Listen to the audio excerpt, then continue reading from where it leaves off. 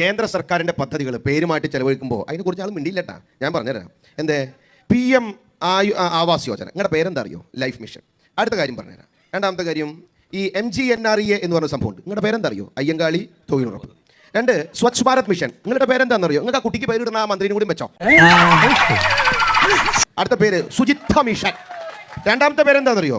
PM കൃഷി സമ്പദ് യോജന. അതിന് നിങ്ങളുടെ പേരെന്താണെന്നറിയോ? KM മാണി മൈക്രോ ഇറിഗേഷൻ പദ്ധതി. ആയുഷ്മാൻ ഭാരത്. നിങ്ങളുടെ പേരെന്താണെന്നറിയോ? കാരുണ്യ ആരോഗ്യ പദ്ധതി. അതേപോലെ തന്നെ NHRM പദ്ധതി. നിങ്ങളുടെ പേരെന്താണെന്നറിയോ? ആർദ്രം. PM ഉജ്ജ്വല യോജന. നിങ്ങളുടെ പേരെന്താണെന്നറിയോ? ഫിലമെന്റ് രഹിത കേരളം. രണ്ടാമത് PM ഗരീബ് കല്യാൺ അന്ന യോജന. നിങ്ങളുടെ പേരെന്താ അറിയോ? സൗജന്യ റേഷൻ.